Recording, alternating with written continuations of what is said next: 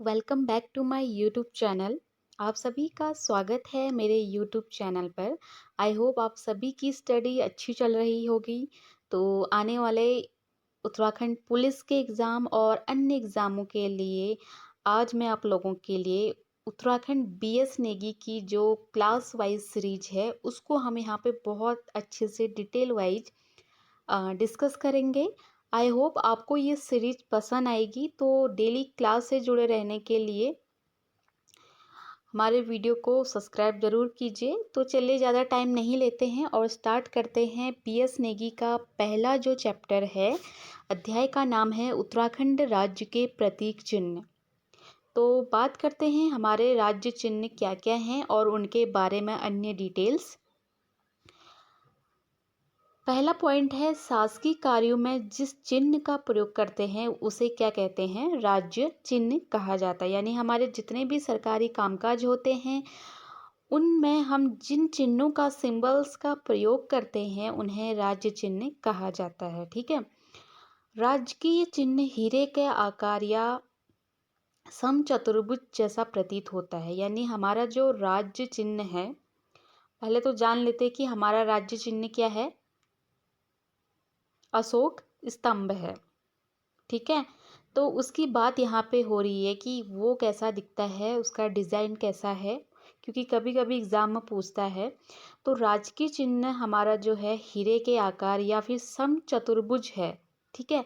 और इस राज्य चिन्ह में 3 पर्वत चोटियां हैं, जिसमें बीच वाली सबसे ऊंची चोटी पर लाल पृष्ठ में अशोक की लाट अंकित है। यानी कि अगर पूछता है कि राज्य चिन्ह में, उत्तराखंड के राज्य चिन्ह में कितनी पर्वत चोटियां दिखाई गई हैं, तो 3 पर्वत चोटियां हैं और सबसे ऊंची चोटी जो है लाल पृष्ठ में है और उसमें अशोक की लाट अंकित है। आगे है, अशोक की लाट के नीचे संस्कृत भाषा में सत्यमेव जयते लिखा गया है। यानी कि सत्यमेव जयते लिखा गया है अशोक की लाट में। कौन सी भाषा में? संस्कृत भाषा में लिखा गया है। और जो सत्यमेव जयते है, देखो ये प्रश्न बहुत बार पूछा गया है कि सत्यमेव जयते किस उपनिषद से लिया गया है। तो आपका यह लिया गया है मुंडको उपनिषद से। बाकी राज्य चिन्ह के बीच वाले भाग में श्वेत पृष्ठ पर 4 जल धाराओं को, यानी कि जो हमारा राज्य चिन्ह है उसके बीच वाले भाग में आपकी 4 नदियों के बारे में दिया गया है। यानी कि 4 जल धाराओं को, जो कि नीले रंग में दिखाया गया है क्योंकि पानी का कलर नीला ही होता है। तो ये कौन कौन सी नदियां हैं पूछ सकता है कभी। गंगा, यमुना, रामगंगा एवं काली। तो हमारी 4 नदियों के बारे में बात करते हैं।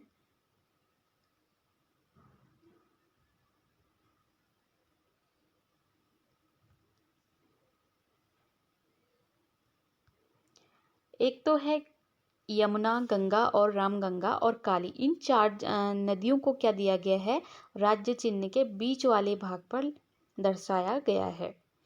अगला है, पृष्ठ का जो लाल रंग है उसे शहीद राज्य आंदोलनकारियों के रक्त का प्रतीक है। यानी कि उसमें एक पृष्ठ भाग पर लाल रंग दिखाया गया है, जो कि क्या है, हमारे जितने भी राज्य आंदोलनकारी हैं उनके द्वारा जो अपना बलिदान दिया गया, ठीक है, उनके रक्त का प्रतीक है। ठीक है, पृष्ठ का लाल रंग।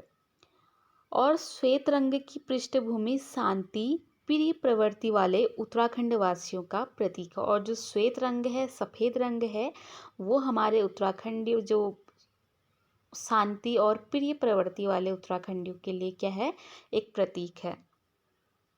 राज्य चिन्ह के सबसे नीचे नीले रंग में उत्तराखंड राज्य अंकित है। पूछ सकता है कि जो हमारा राज्य चिन्ह है उसके सबसे नीचे उत्तराखंड राज्य अंकित है, आप देख सकते हैं वो किस रंग में दर्शाया गया है। तो वो आपका नीले रंग में दर्शाया गया है। और जो हमारा राज्य प्रतीक चिन्ह देखा होगा आपने, अशोक स्तंभ, ये आपका सभी दस्तावेजों में प्रयुक्त किया जाता है जितने भी सरकारी कार्य होते हैं। ठीक है। तो आई होप आपको हमारा जो राज्य चिन्ह है वो समझ आ गया होगा। आगे है उत्तराखंड राज्य गीत। अब गीत की बात करते हैं, क्या है हमारा उत्तराखंड राज्य गीत। ये है उत्तराखंड देवभूमि मातृभूमि सत सत वंदन अभिनियम अभिनंदन, ठीक है। और इस जो राज्य गीत है उत्तराखंड का, इसको लिखा गया है हेमंत बिष्ट जी के द्वारा 6 फरवरी 2016 को, ठीक है। पूछ सकता है कभी कभी कि हमारा राज्य गीत किसके द्वारा लिखा गया, हेमंत बिष्ट जी के द्वारा, और 6 फरवरी 2016 को यह लिखा गया था। और इसकी जो टाइमिंग है इस गीत की, वो 9 मिनट है, ठीक है। और इस जो राज्य गीत चयन समिति के अध्यक्ष थे, वो थे लक्ष्मण सिंह बटोही। और इस गीत में किसकी आवाज़ है, आप इसको यूट्यूब में सर्च करके देख सकते हैं। इसमें 2 लोगों की आवाज़ है, एक तो है नरेंद्र सिंह नेगी जी की और दूसरी है अनुराधा निराला जी की, ठीक है। आप इसको यूट्यूब में जाके सर्च जरूर करना, वैसे ही आपको ये याद हो जाएगा। 9 मिनट का सॉन्ग है, ठीक है। आगे है उत्तराखंड राज्य पशु कस्तूरी मृग। हमारा उत्तराखंड राज्य पशु है कस्तूरी मृग, जिसको कि हिमालय का मस्क डियर भी कहा जाता है, ठीक है। हमारा जो कस्तूरी मृग है उसको क्या कहा जाता है, हिमालयन का मस्क डियर कहा जाता है। और सबसे इम्पोर्टेंट इसका साइंटिफिक नेम जरूर पूछता है कि कस्तूरी मृग का वैज्ञानिक नाम मॉस्कस कैसोगास्टर है। क्या है, मॉस्कस कैसोगास्टर है। और यह जो है हमारे राज्य के जंगलों में 3600 मीटर से 4400 मीटर की ऊंचाई पर पाए जाते हैं, ठीक है। पूछ सकते हैं कि कितने हाइट की ऊंचाइयों में पाए जाते हैं तो 3600 से 4400। आगे है, राज्य में कस्तूरी मृग की 4 प्रजातियां पाई जाती हैं। कस्तूरी मृग अंगुलोटा कुल व मोसिडे परिवार का सदस्य है। कस्तूरी मृग बहुतायत मात्रा में केदारनाथ में पाए जाते हैं, फूलू की घाटी में पाए जाते हैं, पिथौरागढ़ और उत्तरकाशी में भी कस्तूरी मृग पाए जाते हैं। कस्तूरी मृग राज्य के अलावा हिमाचल प्रदेश में भी पाए जाते हैं, सिक्किम कश्मीर में भी आपके कस्तूरी मृग पाए जाते हैं। आगे है, इसकी कुछ विशेषताएं देखते हैं। कस्तूरी मृग का जो रंग होता है भूरा होता है और उसमें काले और पीले रंग के धब्बे पाए जाते हैं।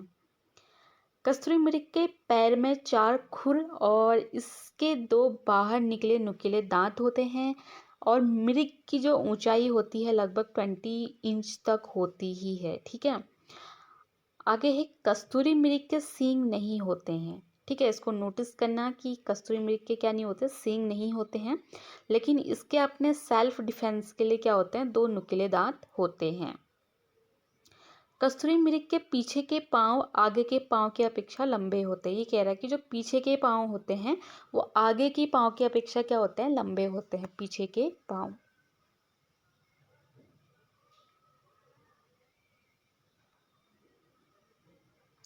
कस्तूरी मृग की विशेषता यह है कि वह अपना निवास स्थान कभी नहीं छोड़ता है, ठीक है। कस्तूरी मृग को जुगाली करने वाला मृग भी कहा जाता है। कस्तूरी मृग की सूंघने की क्षमता जो होती है काफ़ी तेज होती है।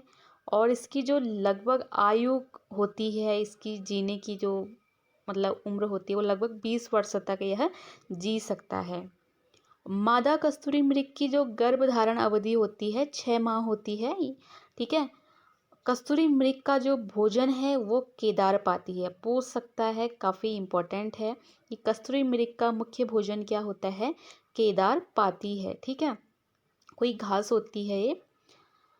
कस्तूरी नर मृग के गुदा में स्थित ग्रंथि से प्राप्त की जाती है। जो कस्तूरी होती है बहुत महंगी होती है, काफ़ी महंगी मिलती है ये किस में होती है, नर मृग के गुदा में होती है, ठीक है। उसकी ग्रंथि से प्राप्त होती है। और जो कस्तूरी होती है केवल नर मृग में ही पाई जाती है, ठीक है। एक मृग से कस्तूरी लगभग 3-3 वर्ष के अंतराल में 30 से 45 ग्राम तक प्राप्त किया जा सकता है। यानी कि जो आपका कस्तूरी होता है 3 साल के बीच में पाया जाता है। लगभग कितना, 30 से 45 ग्राम तक हम इसको प्राप्त कर सकते हैं। कस्तूरी जो 3 प्रकार की होती है, एक तो नेपाल की कस्तूरी है जिसे कपिल कहते हैं, कश्मीर की कस्तूरी है जिसे पिंगल कहते हैं, और सिक्किम की जो कस्तूरी है उसे कृष्ण कहते हैं। ठीक है। औषधि उपयोग में कस्तूरी का प्रयोग दमा, मिर्गी, हृदय संबंधी रोगों की दवाई बनाने में प्रयोग होता है। ठीक है। जो कस्तूरी होती है इसका काफ़ी रोगों में भी प्रयोग किया जाता है, इसलिए काफ़ी महंगी भी बिकती है। रासायनिक रूप से कस्तूरी जो है मिथाइल ट्राइक्लोरो पेंटाडेकेनॉल है रासायनिक रूप से। ठीक है। आगे है कस्तूरी मृग संरक्षण के लिए 1972 में 1972 में केदारनाथ वन्य जीव विहार के अंतर्गत कस्तूरी मृग विहार की स्थापना की गई थी। ठीक है। यानी कि देखो बहुत अच्छा क्वेश्चन है, बहुत बार पूछा गया है, अपने नोटबुक में नोट कर सकते हैं आप कि केदारनाथ वन्य जीव विहार के अंतर्गत जो कस्तूरी मृग विहार है उसकी स्थापना 1972 में की गई थी।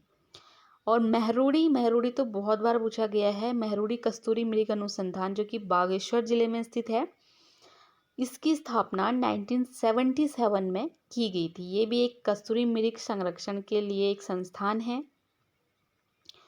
सर्वाधिक मात्रा में कस्तूरी मृग अस्कोट वन्य जीव अभयारण्य पिथौरागढ़ में पाए जाते हैं। तो पूछ सकता है कि सबसे ज़्यादा कस्तूरी मृग किस अभयारण्य में पाए जाते हैं, तो अस्कोट है हमारा वन्य जीव अभयारण्य जो कि पिथौरागढ़ में स्थित है और जिसकी स्थापना 1986 में की गई थी।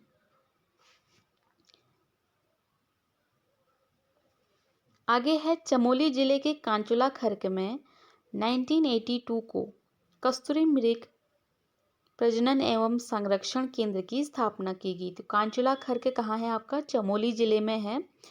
तो यहाँ पर भी एक कस्तूरी मृग प्रजनन एवं संरक्षण केंद्र है जिसकी स्थापना 1982 में की गई थी। ठीक है। राज्य में वन्य जीव गणना 2005 के अनुसार 279 कस्तूरी मृग थे। यानी कि जब वन्य जीव गणना हुई थी 2005 में, तब कितने थे? 279 कस्तूरी मृग थे।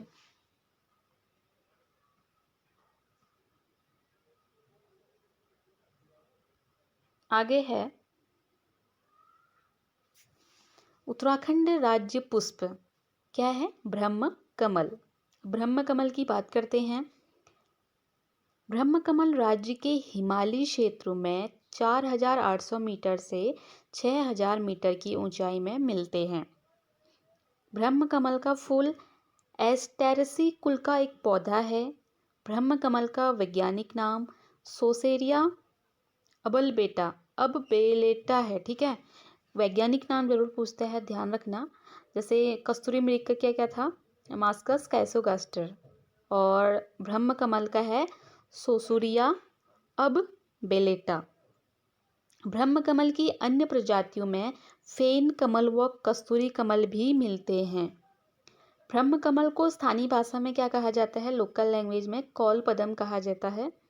हिमाचल प्रदेश में ब्रह्म कमल को दूधा फूल कहते हैं। कश्मीर में ब्रह्म कमल को गलगल कहा जाता है। महाभारत के वन पर्व में ब्रह्म कमल को सौगंधित पुष्प कहा गया तथा नेपाल में ब्रह्म कमल को टोप गोला कहते हैं। ठीक है। पूरी नाम पूछ सकता है कभी कि नेपाल में क्या कहा जाता है ब्रह्म कमल को? टोप गोला। ब्रह्म कमल की विश्व में 210 प्रजाति व राज्य में 24 प्रजाति पाई जाती है। ठीक है। उत्तराखंड में कितनी प्रजातियां हैं ब्रह्म कमल की? 24 प्रजातियां हैं और विश्व में हैं 210। ब्रह्म कमल राज्य में फूलों की घाटी केदारनाथ व पिंडारी हिमनद आदि क्षेत्रों में पाए जाते हैं। ब्रह्म कमल मां नंदा का प्रिय पुष्प है और नंदा अष्टमी को तोड़े जाने का महत्व है। देखो मां नंदा को चढ़ाया जाता है ब्रह्म कमल और नंदा अष्टमी को भी तोड़ा जाने का इसका एक अपना अलग महत्व है। ब्रह्म कमल को हिमालयी पुष्पों का सम्राट कहा जाता है। ठीक है। अब बात करते हैं इसकी कुछ विशेषताओं के बारे में। ब्रह्मकमल बैंगनी रंग का होता है। यह पुष्प गुच्छ के रूप में खिलता है। ब्रह्मकमल पौधे की जो ऊंचाई होती है 70 से 80 सेंटीमीटर तक होती है। ठीक है। ब्रह्मकमल फूल के खिलने का समय जुलाई से सितंबर में होता है। देखो पूछ सकता है कि कब खिलता है। जुलाई से, अब देखो टाइम आ रहा है, ठीक है, खिलने का। अगले महीने से कुछ कुछ टाइम बाद इसका खिलने का टाइम है। ब्रह्मकमल के पौधे एक वर्ष में केवल एक ही पुष्प आता है। ठीक है। इसकी एक विशेषता है कि एक वर्ष में केवल इसका एक ही पुष्प आता है। ब्रह्मकमल का पुष्प अर्धरात्रि में ही खिलता है। ब्रह्मकमल पौधे की जड़ों को पीसकर हड्डी उपचार में प्रयोग किया जाता है। ठीक है। अगला है उत्तराखंड राज्य वृक्ष बुरांस। हमारा राज्य वृक्ष बुरांस है। अब इसके बारे में हम थोड़ा डिटेल्स पढ़ लेते हैं। तो बुरांस वृक्ष 1500 से 4000 मीटर की ऊंचाई पर मिलने वाला एक क्या है, सदाबहार, जो कि हमेशा हरा भरा रहता है, एक वृक्ष है। इसका जो साइंटिफिक नेम है, वैज्ञानिक नाम है, वो है रोडोड्रेडॉन अर्बोरियम। ठीक है। देखो साइंटिफिक नेम आप सबके याद करना बहुत पूछता है।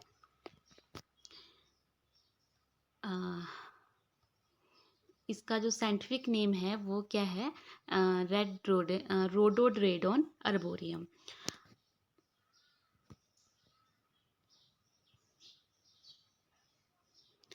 बुरांस एरिकेसी कुल का पौधा है।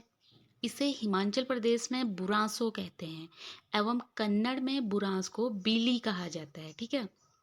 बुरांस नेपाल का भी राष्ट्रीय पुष्प है। एक चीज और ध्यान में रखना कि बुरांस जो वृक्ष है वो हमारे उत्तराखंड राज्य के साथ साथ नेपाल का भी क्या है, राष्ट्रीय पुष्प है। हमारे यहाँ राज्य वृक्ष है और वहाँ का क्या है, राष्ट्रीय पुष्प है। जहाँ बुरांस को गुरांस कहा जाता है, वहाँ क्या, नेपाल में बुरांस को क्या कहा जाता है, गुरांस कहा जाता है।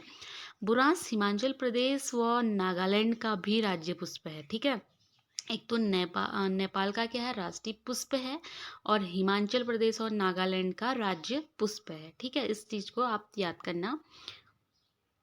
आगे है इसकी विशेषता पढ़ते हैं। बुरांस फूलों का रंग चटक लाल होता है। आपने देखा होगा बुरांस का फूल क्या होता है, लाल होता है। एवं सफेद रंग के बुरांस जो होते हैं 11,000 फीट की ऊंचाई पर पाए जाते हैं। बुरांस के फूलों का जो खिलने का समय होता है ये फरवरी से अप्रैल तक खिलते हैं। ठीक है। फरवरी माह से खिलते हैं और अप्रैल तक रहते हैं।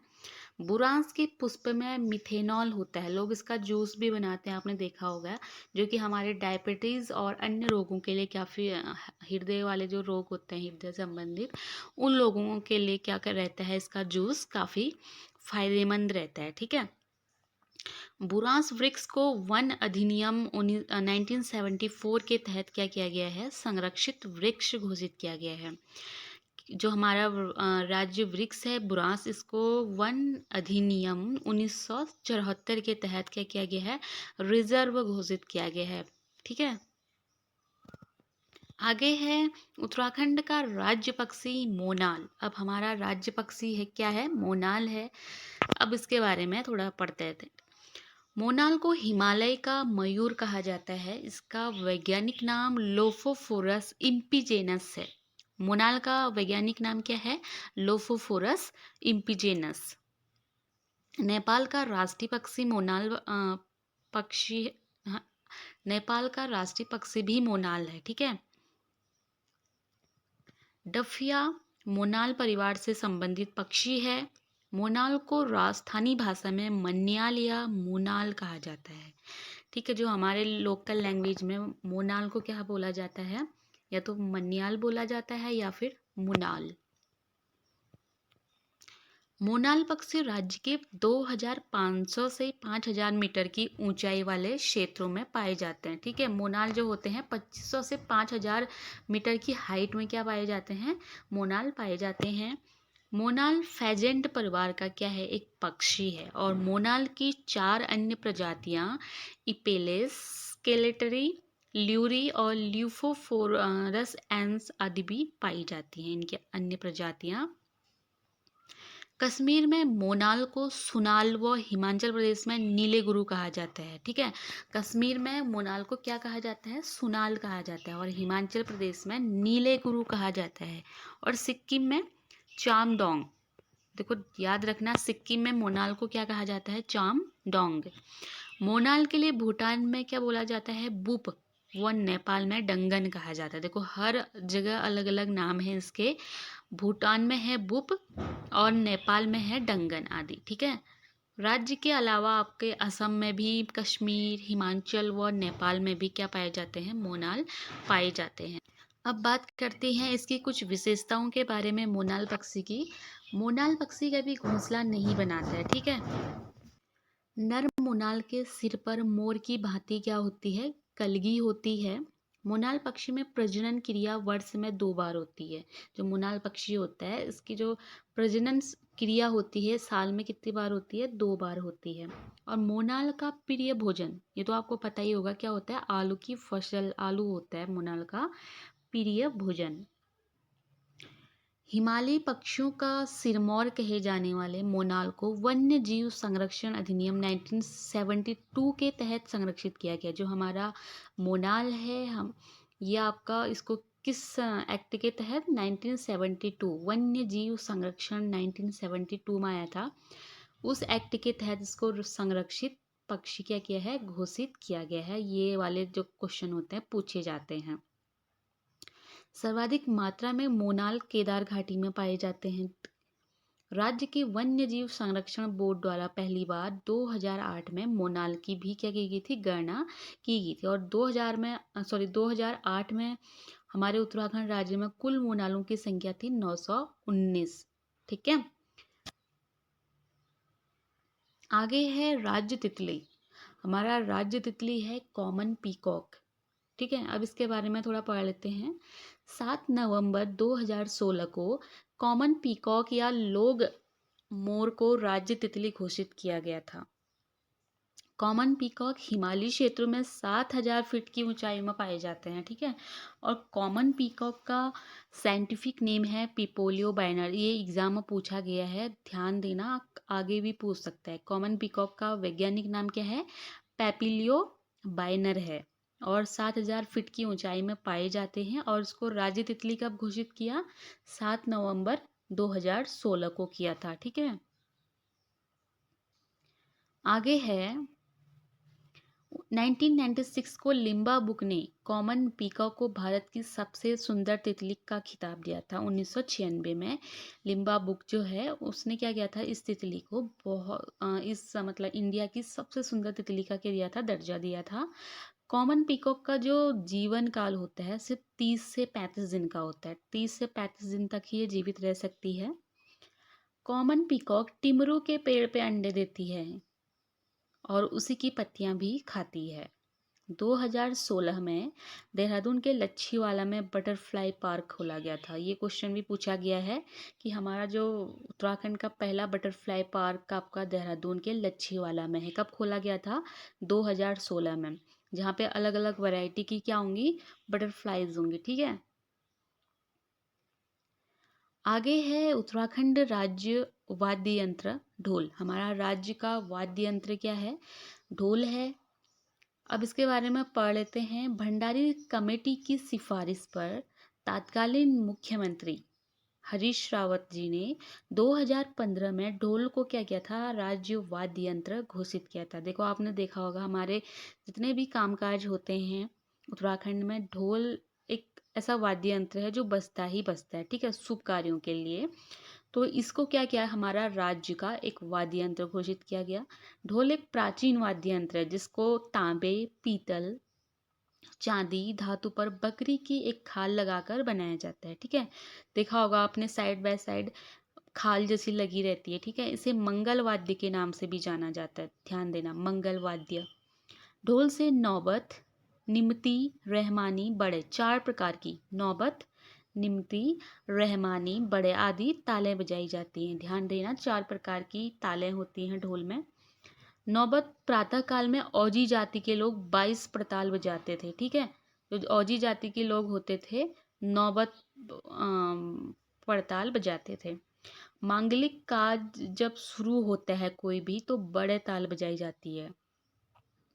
आइन ए अकबरी, जो आइन ए अकबरी है अबुल फजल द्वारा लिखी गई है, इसमें ढोल वाद्य यंत्र का भी क्या है, उल्लेख किया गया है।